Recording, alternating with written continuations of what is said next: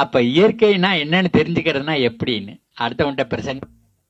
இந்த ஆல்பர்ட் ஓவார்டு வந்தது என்ன பார்த்தான், ஆராய்ச்சி நிலையத்தில் இருந்த விட விவசாய நிலத்துல பயிர் நல்லா இருக்கிறத பார்த்தான்.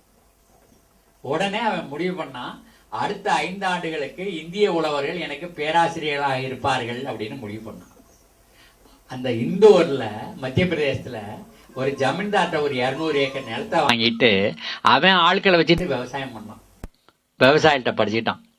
என்ன கண்டுக்கிட்டான் அப்படின்னா, கால்நடைகளுடைய எரு ரொம்ப முக்கியம், எருவை விட அதோடைய மூத்திரம் ரொம்ப முக்கியம்னு கற்றுக்கிட்டான். இப்போ என்ன செய்கிறாரு விவசாயி, ஆடு மாடுகளை நிலத்துல படுக்க போடுறாரு, அப்புறம் மறுபடியும் காலையில் நிலத்தை உழுவுறாரு, மறுபடியும் படுக்க போடுறாரு. அப்போ சாணி மூத்திரம்லாம் இருக்குது, அதில் கூட இன்னும் நுட்பமெல்லாம் இருக்குது. 2-3 தடவை எழுப்பி எழுப்பி படுக்க போடுவாங்களாம் ராத்திரி. அந்த எழுந்திருக்கும் போது தான் சாணி மூத்திரம் போடும், அப்புறம் மறுபடியும் படுக்கும். அப்போ 2-3 தடவை எழுப்பி எழுப்பி படுக்க போட்டிங்கன்னா திரும்ப திரும்ப சாணி மூத்திரம் போடுது, அதை மறுபடியும் உழுவுறாரு. அதுக்கப்புறம் எதை வச்சிங்கனாலும் வளருது, விளையுது, சரிதான். அப்போ அவன் என்ன செய்கிறான்னா, மாடு கட்டி இருக்கிற இடத்துல இந்த சோளம் கம்பு இந்த தட்டை கிட்டையெல்லாம் கொண்டாந்து பரப்பிடுறான்.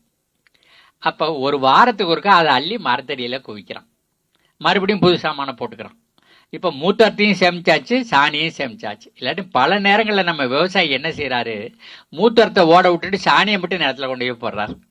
சாணியை விட மூத்திரம் ரொம்ப முக்கியங்கிறத அவன் தெரிஞ்சிருந்தான். அதே மாதிரி என்ன செய்யறது, அந்த நல்ல சுரண்டுறது அந்த மண்ணை, இந்த மாடு கட்டிக்கிற மண்ணை அதையும் கொண்டு போய் அந்த குப்பையில் சேர்க்கறது. அப்போ இந்த இடம் பள்ளம் மாடு இல்லையா, இன்னும் கொஞ்சம் தோட்டத்து மண்ணை கொண்டு வந்து அது மேலே பரப்பிடுறது, திரும்ப திரும்ப சுரண்டுற மாதிரி வச்சுக்கிறது. மூத்ததில் சோரிக்கும், இப்போ ஓடாது, அதை அப்படி சொல்லி சொல்லி மறுபடியும் போட்டுக்கிறது.